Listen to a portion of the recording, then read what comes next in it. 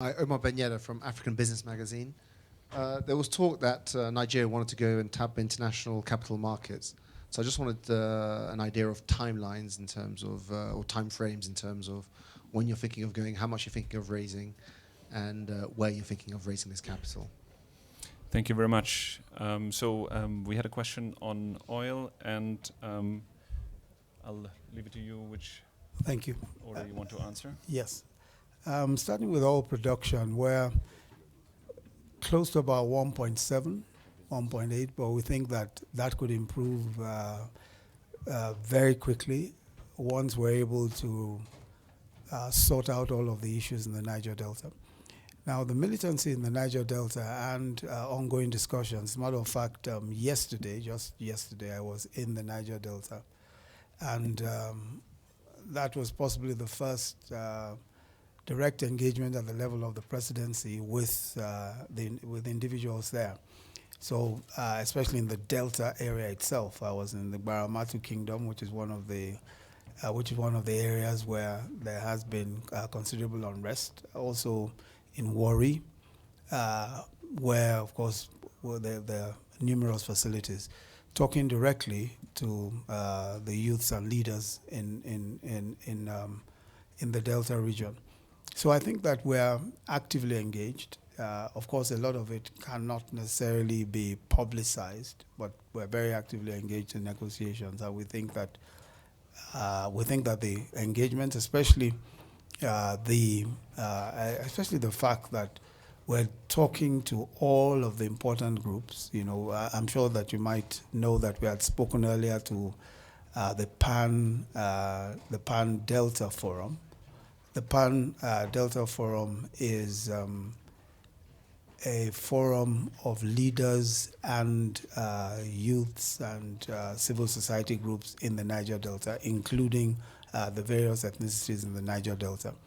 And they are accredited by practically all of the groups in the Niger Delta, and we've been speaking to them. They presented a 16 point, what they described as dialogue issues, and we think that is a sensible roadmap as to what to do and what steps to take to resolve many of the issues in the Delta. So we're very actively engaged.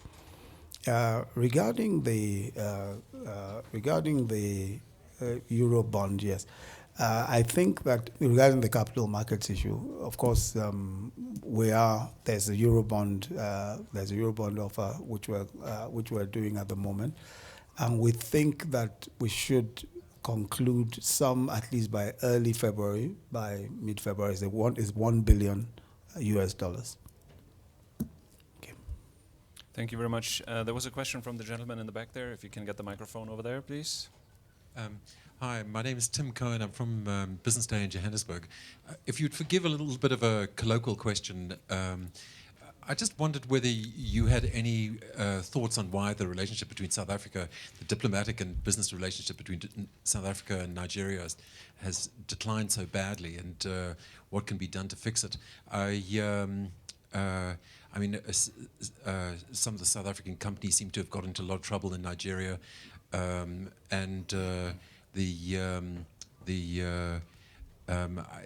it seems to me very disappointing for the two biggest economies on the continent to be at odds in this way. Yes. Thank you. Check. Go ahead. You want to Yeah, I'll take the one directly? Okay. First, I think when you look at the isolated cases, it would seem that the relationships between countries, South Africa and Nigeria, have gone quite sour. But those are some individual cases, and I'm sure that you probably have in mind MTN and MTN in particular. But I don't think that that's the total picture. I don't think that that's representative of what is going on. There are several South African companies in Nigeria. The business environment in Nigeria especially allows for 100% ownership by investors. So that's very attractive for South African companies, and there's so many that function in Nigeria. And I want to say that MTN, was a violation of a code of regulations that they also worked in developing. It wasn't some arbitrary imposition of a fine. They actually were participants in developing in developing the regulations, and they were given sufficient time to even rectify their conduct or modify their conduct one way or the other. But as it turns out, that was not done. And so this was really, and I don't think that MTN itself has complained about complained that they were treated unfairly. Of course, it was a large fine, but that was even the fine itself is defined by law. It's a daily fine and it's defined by law. So I think that there is a clear sense in which one would say that yes, sometimes a foreign company may run into trouble, especially a notable foreign company in an economy where, obviously they're doing so well. But I don't think it's any kind of hostility. I think that the Nigerian government and business have embraced MTN. MTN has been in Nigeria now for close to almost 16 years or so, odd. And they've been doing very well indeed, and I believe that they'll continue to do very well. But I think that if you take the isolated incidents, as I said, you may make that conclusion, but that's not the general story. That's not the general narrative. Thank you very much. Before we take more questions from the floor, I need to squeeze one in that came in through social media earlier.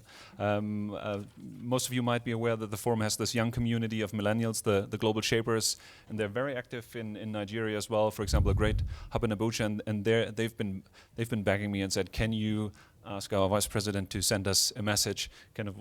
So what do you think? I mean, the forum has only started, the 47th annual meeting, but what would be your message to the young people in Nigeria to take away from this meeting and also from the theme of responsive and responsible leadership? I think that people say about young people that they're leaders of tomorrow, but I think that it's very clear that they're leaders of today, because really the future has actually arrived. And so many of the young people that I come across in Nigeria have shown such tremendous versatility, such tremendous talent and energy. And with the digital age and with all of the advantages of today, they are clearly in the driver's seat in so many different respects. I mean, they control opinion on social media. They control the direction of technology with the innovations and all of those, and all of the new things that are going on. And in many senses, they are defining entrepreneurship, defining governance. So I think that this season belongs to them. This time belongs to the young, and I'm not so sure that they need anyone's permission to do the great things that they're doing. Certainly, they don't need the permission of any older generation to do the incredible things they're doing. And all I want to say is that at least the government of Nigeria is solidly behind them, and we expect that the coming years will see even greater achievement. Yes. Thank you, Mr. Vice President. I think we had two more questions here, and I think after that we also have to close, but please let's take these two questions. The microphone is there. Sorry, I just wanted to point out that the Eurobond is March, the expected period is March 2017, March, not February, March. Sorry. Please go ahead. Mr. Vice President, can I ask you what steps the government is planning to take to unify the exchange rates? Because we have such a big gap between the official and unofficial exchange rate, and that's surely really having a bad effect on your economy. Mm-hmm. When can you expect? Excuse me, if you could also state your name and organization for the sake of the I'm Sujata Rao with Reuters. Thank you very much. Okay. Well, let me just say first that the central bank is responsible for monetary policy generally, and we have a structure that allows the central bank independence by legislation. But of course, this is a concern. The gap between the official and the parallel market is a concern, and as we pointed out, it isn't helpful. So if you look at our economic recovery and growth plan, it is clearly the expectation that this will be redressed. And this is a conversation that we're having with the central bank itself. And I believe that some adjustments need to be made, and that that we must advance towards an exchange rate policy that closes that gap as quickly and as efficiently as possible. Thank you very much. Excuse me, can you use the microphone? Sorry, but is there any indication of when this might happen? Very soon, I hope. Thank you very much. As I said, I'm not in charge of monetary policy, the central bank, but the conversation is on, as I've said, and there's a lot of hope that we'll be able to resolve some of these issues as quickly as possible. So did we have one last question there in the middle? Has the question been answered? Well, there, the gentleman. Please. Hi, good day, Mr. Vice President. Lindis van Zelle from the African News Agency. You visited the Niger Delta yesterday, I believe, eh? Yes. So in your engagement with communities, and I think you mentioned that this is probably the first time from a presidential office initiative that there's been that type of engagement.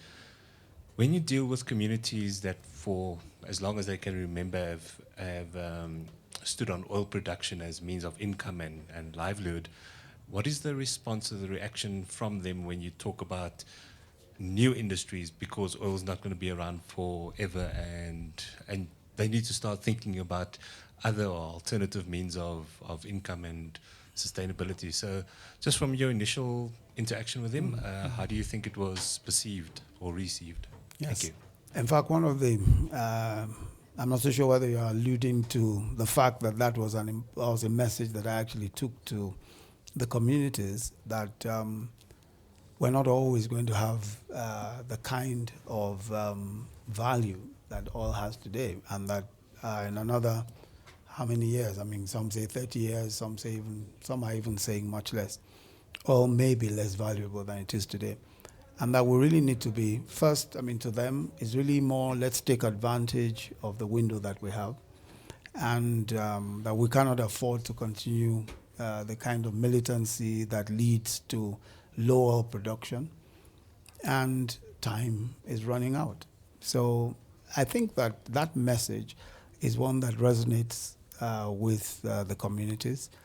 Their response to it, has been very positive.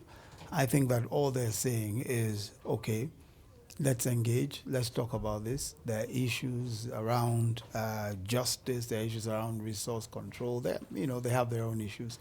But I think it's a very sobering message, and the facts are all there for everyone to see. So they know this is not to frighten anyone or to push anyone to negotiations in any way. And I think it really does resonate with them. Thank you very much. And thank you all for watching, because it is time to close this press conference. Thank you, Mr. Vice President, for joining us here today and for answering all the questions. Thank you for watching, and thank you for being here. Thank you very much.